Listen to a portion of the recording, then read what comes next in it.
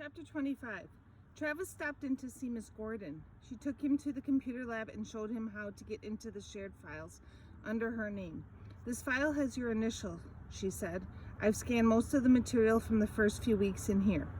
She handed Travis the headphones. He put them on, and the computer started reading the text to him. Yellow shading jumped across the section being read, chewing through a word at a time. Miss Gordon showed him how he could adjust speed, back up, and ask the computer to give him an out-loud definition if he didn't know a word. "Stay here through first period this morning," she said, "and get the feel of it. Try different speeds. See here. You can make the text bigger or smaller, and you can take it a word at a time or a phrase at a time, whichever you like. So, you can put any book in here? We just have to scan it in. I'll show you how. You could ask your other teachers to put material in here too." He spent the rest of the hour playing with the Kurzweil, speeding up, slowing down, watching the yellow highlighter crawl across the words. He made it read the same sentence over and over to see if he could mouth the words along with it. The voice wasn't as good as McQueen's, not by a long shot. It was machiney and choppy, good for reading textbooks, not for stories. Not Fox stories, but it meant that he could read social studies, science, all those handouts they gave him that he ditched in a folder. He could find out what they said, all of them. "So, Travikins," said Velveeta when he sat down at lunch, "Bradley here tells me you've been walking home with him. Are you his official bodyguard now?" "No." Travis looked at Bradley. "Did you tell her that?" "She made the bodyguard part up. Next time I run into them, I'm going to try what you said." He turned to Velveeta. "Travis says if I treat them halfway normal, they'll leave me alone. Do you think that'll work?" "Why'd you say that?" Velveeta asked Travis. "They'll kill him." "Maybe, but when he acts all scared, it makes them want to kill him more. Like if you run away from a mean dog, it's going to chase you and kill you." "Chilson, mean dog, grr, bark, slobber, grr," said Bradley. "He's not a dog," said Travis. "You say stuff like that. No wonder he doesn't like you." "You're the one who said dog." "I didn't say he was a dog." "I didn't mean anything by it," said Bradley. "Well, nobody really means anything by anything, do they, Bradley?" said Velveeta. "Travis has a point. Maybe Chilson thinks you think you're better than him." "Maybe I am," said Bradley. "I'm smarter for sure." Travis looked up and met Velveeta's eyes. "Should I try to not be? To be not smart?" asked Bradley. "It's not my fault I'm smart and he's not." "Yeah, but it's your fault you go around saying that," said Travis. "Bradley." Velveeta stood up as the bell rang. "If you're really as smart as you think you are, you'd listen to Travis more." As she walked away, Bradley grabbed Travis by the sleeve.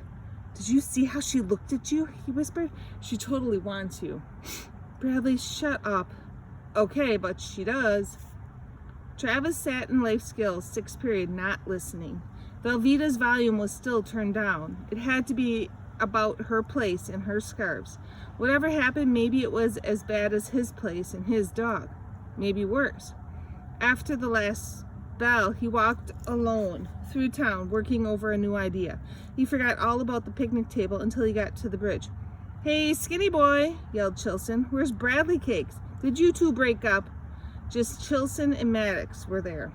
Travis reached in his pocket and found Roscoe's baby's tag. He'd taken it off the collar and put it on his keychain the night before. He crossed the bridge and walked directly down the slope to the table. By the time he got there, Maddox was on his feet. Chilson stayed on the table, his feet on the bench. "You want to stomp my guts now?" asked Travis. He never walked into a fight on purpose before. They always just happened. Maddox walked in a circle around him. "I kinda do," he said. "I'm not sure you're worth the trouble, though. Seems like a lot of work making your guts spout out your nose." "Can you guys just lay off Bradley, then?" Travis said to Chilson. "Why should we?" Chilson flicked his butt away. "You know you can make him cry, so what? What's it prove?" "Ooh, that's all deep," said Maddox. "So now you're telling us what to do?" "No," Travis said it to Chilson. "Just asking."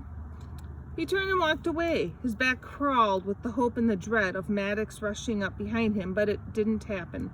When he got up to the road, he turned and looked over his shoulder. Maddox was back on the picnic table. They both had new cigarettes lit. Travis walked on up the hill, hammering away at his new idea. He turned it over and around and looked at it from every angle. It was risky, much riskier than inviting Maddox to stomp his guts. "Hey, Grandpa," he said when the front door opened. "How was your day?"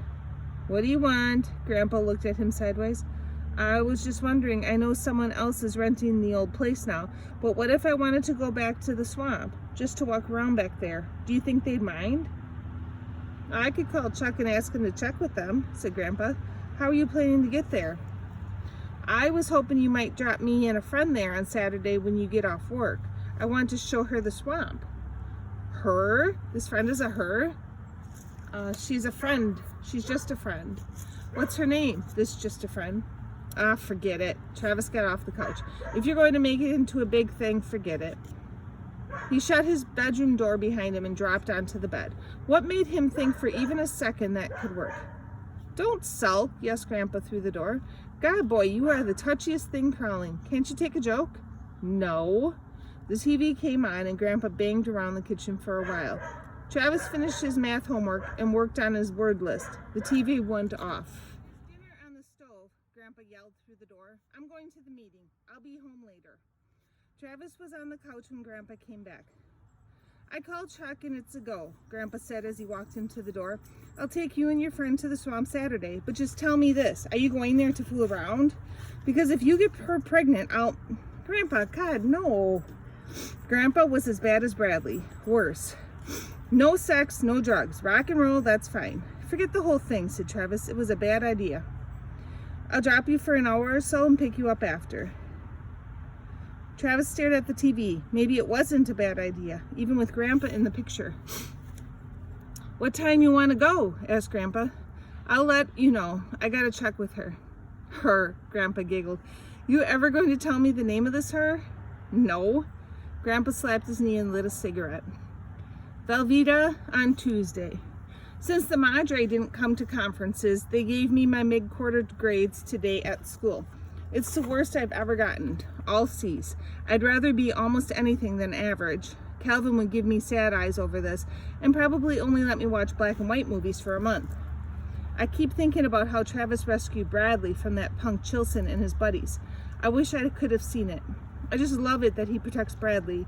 I like that about him from the very first day. I'd still love to see him beat the crap out of Jimmy. It can't ever happen because they'd have to be in the same place at the same time, and that would cause some freaky disruption to the space-time continuum of the universe. But it makes an amazing movie in my head. Best movie I've ever seen. I've decided to quit the no homework religion. It's no fun anyway since Travis converted. I took some books home and stopped by the library after school. Connie's teeth just about fell out of her head. She was so surprised.